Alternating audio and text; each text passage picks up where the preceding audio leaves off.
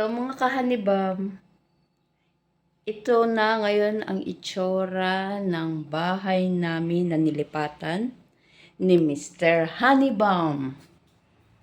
Yan. Finally, may mga frames na. Thank you, Jesus. Sana itong week na to matapos na lahat. At ang mga collection ko, ayan, hindi pa siya nailagay sa shelves.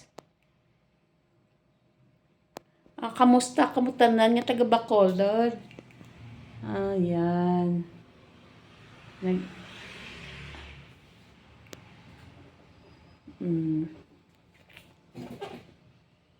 Tani matapos na to.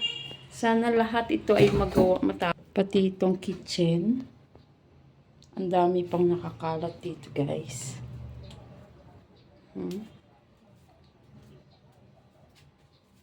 Ayan mo guys, ang dami pa doon.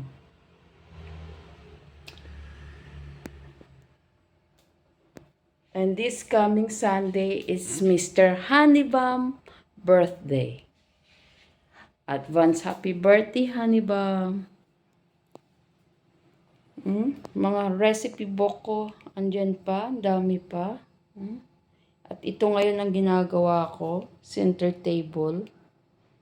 Nakakabobo, pero I try my best kung paano siya buuhin. Ha ha ha. Ayan na, nakaka-happy na siyang tingnan. Para na siyang house talaga. Sana matapos na, Lord. Tsaka itong refrigerator, hindi ko alam kung dyan na talaga siya o ano. Honeybum, thank you for everything. And please, guys, subscribe and please support my YouTube channel of my Honeybum Vlog.